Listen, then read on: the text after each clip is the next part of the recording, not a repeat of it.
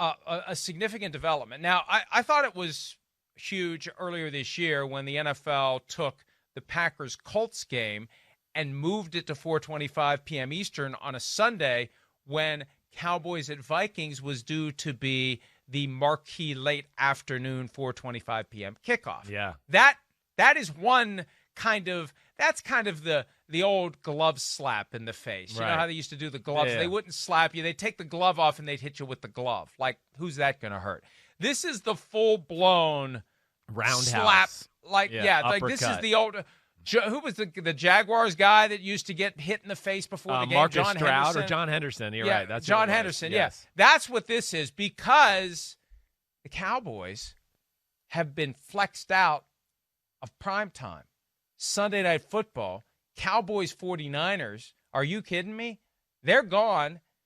Browns Giants is installed as the Sunday night game for Week 15. I love the it. Cowboys had never been flexed out of Sunday Night Football. That's the team everyone wants. You want the Cowboys. The Cowboys bring the numbers. The Cowboys bring the interest. The Cowboys bring the eyeballs. Not this year.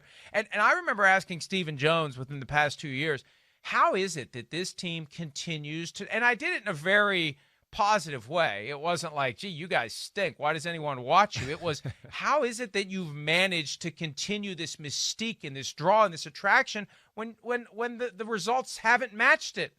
And, well, this year they haven't been able to maintain the mystique and the attraction and the draw because they got flexed out of prime time for the Browns and the Giants, Chris. Yeah, I'm glad. That's all I can really say. I mean, that's the first thing.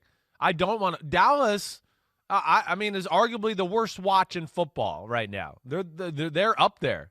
I mean, I'm dead serious. There's a part of me that I think would rather watch the Jets play than the Dallas Cowboys in a lot of ways. And I know there's especially if they're going to go zero blitz. Well, yeah, late right. in the game, absolutely. It's great theater always. Yeah. Well, and the Cowboys, of course, were trying to do their own stupid stuff early in the year too to make great theater as well. But I get it. You know what's the first off, the 49ers? They're not what they were last year. They're teetering on. They really can't even make one more mistake or they're done. And even if they don't make that mistake, they're going to have to hope other teams make some mistakes here. And then Dallas, Andy Dalton and the Cowboys on Sunday Night Football. I mean, no, negative Ghost Rider. I mean, Cleveland is intriguing right now. Cleveland has officially entered the cream of the crop of the NFL, and they have star power, and it's a good city. It's got a great fan base, and these are old powers of the NFL, and the Giants have a little bit of intrigue here too. People might not know a lot of their players, but I think a lot of the national media is a little bit like, whoa, the Giants and Joe Judge, they got, what are they doing? They kind of got something good going on here. So I'm very excited that we have made that move here at NBC, and I think it'll be a far better football game and better to watch and everything. And again, it's the NFL's decision. It's not NBC's decision. The NFL decides which games are best suited to the primetime audience, and this is a gift from the NFL, a pre-Christmas gift from the NFL to the football fan that may be watching on Sunday night, the Week 15, which would be, what is it, December 20, right. I think it is. Right. That game is going to be a better game now because the Browns are a contender. The Giants are a contender. Well, hey, yeah. Colt McCoy may still be playing quarterback for the Giants. I hope not. And there's a neat little revenge angle because who did Colt McCoy first play for? He played for the Cleveland Browns. I kind of like the symmetry there. There's a lot of stuff. There's a lot. How about the Odell Beckham Jr. trade? A lot of these guys on the Giants. He's not playing. I know, but still, there's business here. Where the Giants have got Jabril Peppers and Kevin Zeitler, who are very good players for their team from the Browns, and that. Odell's not playing. There's also the angle of, let's not forget, what did Baker Mayfield say about Daniel Jones before the draft last year? We had a call. Yes. Oh, that could be fun to watch too. So that's why I want Daniel Jones back. No disrespect to Colt McCoy, hook 'em horns, buddy. But I want to see that aspect of that too. Let alone, Giants, Browns. That's like, I don't know. That just rings 1958 to me. It's kind of old school, and I like it. It might be the last time these two teams were good where it means something. So I'm all for watching this on Sunday Night Football. Yeah, I really agree with you. And I probably would prefer Daniel Jones to be back for that game. They are optimistic he'll play this week against the Cardinals. I still don't know how you come back from that hamstring that was aggravated when they put him back in the game the day that the injury happened against the Bengals. I don't know how you come back from it in only 2 weeks, but we'll see. They've got all sorts of medical techniques and devices available, although I know you strongly believe that they're not as good as they could be with some of the technologies they use to get players back, but who knows? We'll find out. Yep. It's still a week and a couple of days away before we see the Giants and the Browns get together. Mike McCarthy, the Cowboys coach, addressed this yesterday, being flexed out of primetime. These are the types of things that I guess happen when you're not successful. We're disappointed, make no bones about it. Well, they should be disappointed because this is more than just you're having a bad year, because the Cowboys have had bad years over the past 25 seasons. They haven't been back to the NFC Championship game since the last time they won a Super Bowl. It is the Cowboys, Washington, and Detroit, the only 3 teams in the NFC that haven't played in an NFC Championship game since the 1995 season. That is embarrassing. But the Cowboys still, up until this year, had that aura. And now it's gone. And look, it'll be back next year if they keep Dak Prescott. Doesn't this play to Dak Prescott's advantage? Yeah. Chris? All of it does. Well, yeah, because you've got a guy who had resonated with fans. Exactly. Who the fans love. And if anything, they love him more after what he endured earlier this year when he broke his ankle. This is even more money flowing, as it rightfully should, in the direction of Dak Prescott, because they need him to get their shine back. Well, yeah, it's like a double whammy with the shine, too. It's like, one, okay, Dallas is obviously better with Dak Prescott at quarterback, and Dak Prescott, I know they weren't winning a ton of games when he was there healthy, but holy cow, they were a lot more competitive, and he gave you the chance in every game where even though you went, their defense stinks and this isn't going well, Prescott and these receivers, he'll make plays and they'll stay in it. I mean, Dak Prescott, again, I think we all undervalued maybe his importance to that football team and how good he is. It's not sexy and, highlight and like sidearm throws and no look throws and just so it's maybe not as intriguing to fans and the media and everything that way, but the results are effective. And then, Mike, like to what you're saying, at least he's a face of the franchise type guy. He is a guy that I think, he adds something to the lure of the show in which is the Dallas Cowboys. Handsome black guy, is just good leader, charismatic, awesome on commercials, does everything professional, all that. So he adds to that aspect of them too, to where, if it was him, in 3-8 football team, it's like, okay, I could watch this. This is kind of fun, even though they're not good. I know he's going to put on a good show and make some things happen here.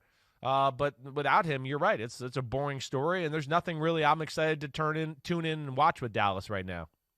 They need him back next year. They definitely need him back. There's a question about the coaching staff, a point Shireen Williams made yesterday on PFTPM, that Mike Nolan, the defensive coordinator, could be in serious jeopardy. Yeah. Stephen Jones made a comment on radio that, hey, the guys who are struggling this year to stop the run are the same guys last year who were able to stop the run. Yeah. In other words, it ain't them. Right.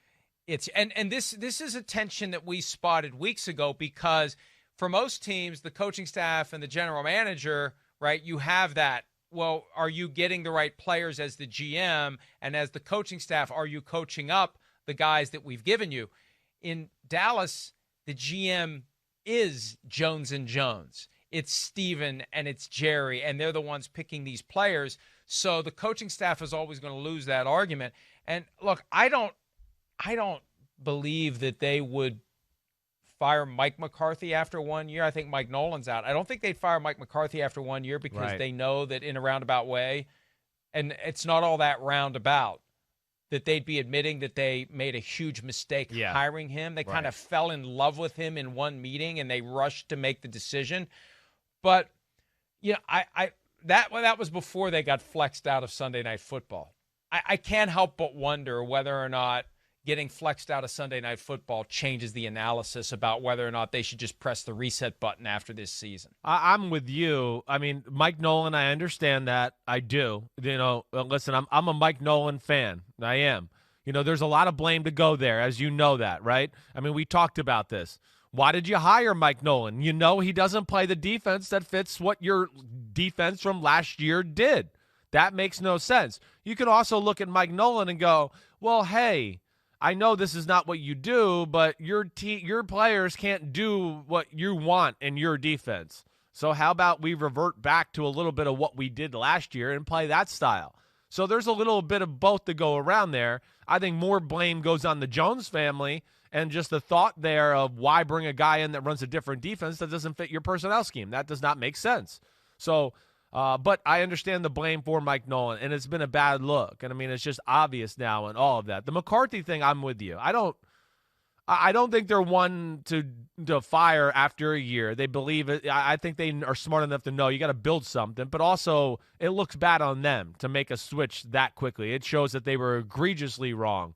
And it was more than just the results on the field and injuries that dishearten them or make that move to fire him if they did. So I think McCarthy will be back as well. But with the way this year has gone, and if it doesn't end well, he's going to be already on the next year going into year 2 where you're going to go, okay, this is it. It's a make or break year. He's on the hot seat already in year 2 of his coaching career here in Dallas. There's another wrinkle to this, and this is something that Shireen Williams, who covered the Cowboys for years before she joined us a few years back, pointed out when we were talking earlier in the year about, is McCarthy in trouble? Jerry Jones on the surface has nothing in common with Mike Brown, the owner of the Cincinnati Bengals. However, at a certain level, they have one thing in common. They are both extremely careful with money. Jerry Jones is not going to want to pay Mike McCarthy for multiple years to not coach the Cowboys. When did Jason Garrett finally get fired? When his contract expired, right?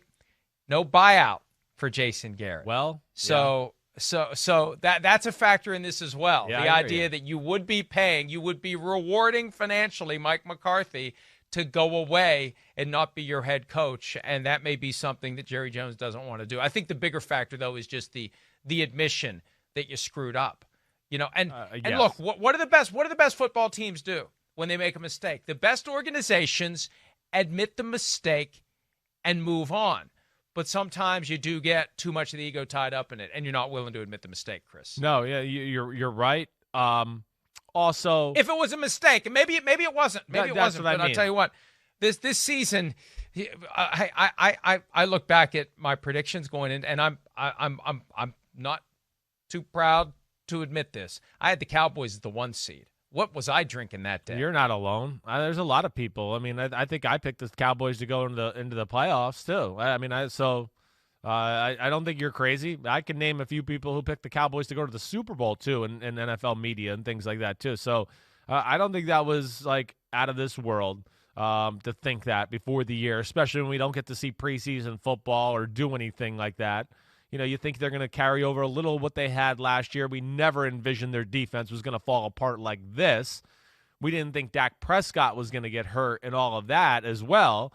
And we were excited about their offensive weapons. I understand those thoughts, Mike. I do. And, even saying all that, I mean, they had chances early on in the year, to do a lot of different things. I mean, game was mismanaged, with the Rams. The Seahawks game, they had a chance there. Of course, Cleveland, we know they had a chance in that football game too. I mean, there's plenty of opportunities where they could have righted the ship to be respectful, but they didn't.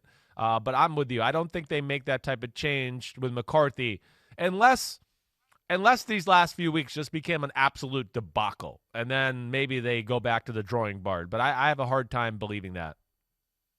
Well, you could argue it's been a debacle lately. It was a debacle against the Ravens. It was definitely a debacle against Washington, losing at home in front of 30 million people watching on TV. And that's what makes that flex out so stunning. They drew 30 million people to watch them play and lose to Washington on Thanksgiving. But, look, I think that spot is going to draw 30 million just about no matter which team. This year, pandemic, everyone's starving for anything to do. Like, you're right. They could have put on just about any game, and I think it would have got pretty damn high ratings. Hi, I'm Mike Tirico, and thanks for watching. Make sure to hit subscribe for the latest news and highlights from NBC Sports.